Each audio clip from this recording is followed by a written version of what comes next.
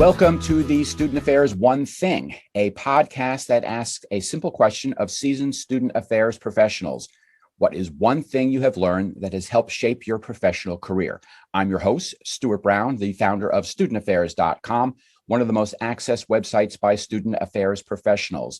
On our pages, we have the most cost-effective job posting board listing hundreds of open student services positions, a wide range of webinars, and a virtual exhibit hall. On today's episode, I am very pleased to have Dr. Susan Dunton. Susan has had a long career spanning both student affairs and academic affairs. Some highlights include Interim Vice President for Academic Affairs at the Boston Architectural College, NHTI Concord's Community College Presidency, the Academic Dean at Bethel University, Provost at Fisher College, and the Dean of Students at the University of Connecticut. Welcome to the program, Susan. Thank you, Stuart. It's delightful to be working with you again. Yes. It's been, I don't know if we should tell people how long, but it's been a few years. It's been almost 40. Oh, no. Well, Susan, what is your one thing? My one thing boils down to one word, and that one word is stamina. So the one thing is you have to have stamina working as a higher ed professional. And I'll tell you a story about how that one thing was presented to me. I was at Bethel College in the middle point of my career as an associate dean, working for a vice president who was moving on to a presidency.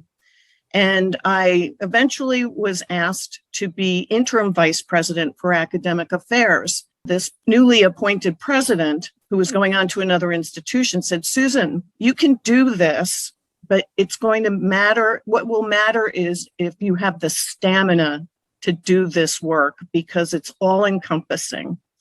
She said, and I'm not quite sure what she meant by this, but it was a compliment. She said, you have the whole package, but will you have the stamina to keep up with this work? And that has resonated with me for many, many years in many circumstances and in many positions, because stamina means much more than perseverance or determination, because with stamina, you need not just the physical, but also the mental ability to keep up. And it's an enduring and prolonged exercise that helps you build strength to get through the demands of any position, any work that you're doing. But also linked to that is perseverance. But that's about doing something difficult and getting it done. It's a single-minded kind of thing. And it's different from determination, which is a timely kind of thing with purpose. So I kind of look at those three things like a triangle, with stamina at the top and perseverance and determination at the bottom, with your ultimate goal or career aspiration in the middle.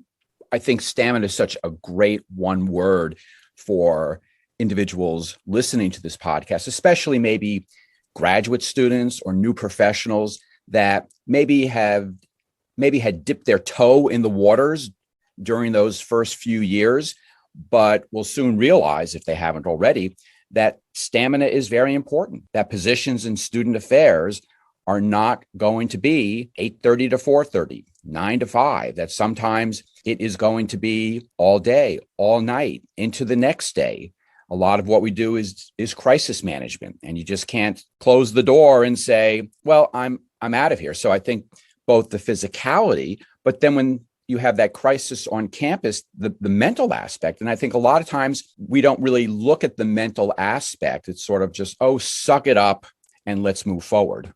Right. It's very much a prolonged persistence of keeping at what you're doing and being able to maintain it for an extended period of time.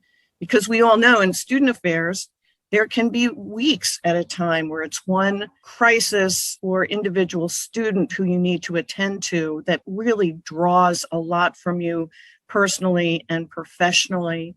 And it's hard to keep up with that. And you need to figure out how to put those situations in different boxes so you can go on to take care of yourself. And self-care is so important in higher education, academic and student affairs. And we don't teach enough of that.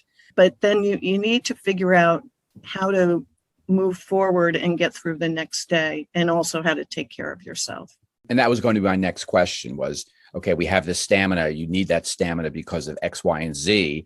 So what do you do in order to, in a sense, get over the stamina or to use the stamina to your advantage? You had mentioned to compartmentalize, maybe to realize that this will be over at one point. Are there other bits of advice that you can give to people listening? Well, they're all the basic things we tell ourselves and others what you should do to be taking care of yourself. Eating well, exercise, vitamins, yoga, whatever nourishes your soul. And I think all of us will admit that very few of us are very good at balancing all of those things. So we need to find what unbalance actually works for you so you can continue with the stamina. And sometimes it's just reading a book, zoning out for a day, getting off of campus for a period of time. But also, one of the things I've learned in the last couple of years when I've had a real hectic period of time, I quietly say to myself, time passes and you will get through this. Time passes. And actually, at this stage in my career, or my life now that I'm relatively retired, I don't want to say time passes because you don't want time to pass too quickly, but it does pass and you get through it. What about someone you can speak with or a mentor? Would you include that in your package of ideas to work on that stamina? Oh, absolutely. Of course, the woman who was my academic affairs mentor, who spoke kindly about me having the whole package, she's been a mentor for a period of time. And I think the longer you are in higher education, the more mentors you're going to have. And I think we've all had mentors as we've grown up that I don't know about other people, but I don't hesitate to pick up the phone and call people, and it may be out of the blue. And another thing, and this may be because of the pandemic, I've gone out of my way to get in touch with people that I haven't talked to in a long time. And just to be able to talk about what I'm doing, what I have been doing, what are they doing. I have a person who has been an incredible mentor since I was a grad student. She now lives just an hour away, and we get together and share. And she's been a wonderful person to me throughout my entire career, and we're good friends.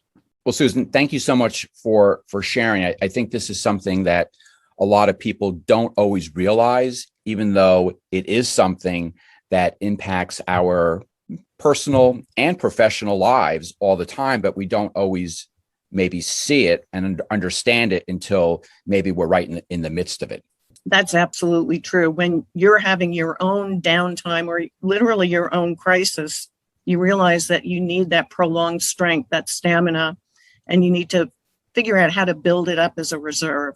Again, thank you, Susan. You have been listening to the Student Affairs One Thing, a podcast that asks a simple question of seasoned student affairs professionals. What is one thing you have learned that has helped shape your professional career? I've been your host, Stuart Brown, the founder of studentaffairs.com, one of the most accessed websites by student affairs professionals. I hope you will join us next time for another episode of the Student Affairs One Thing.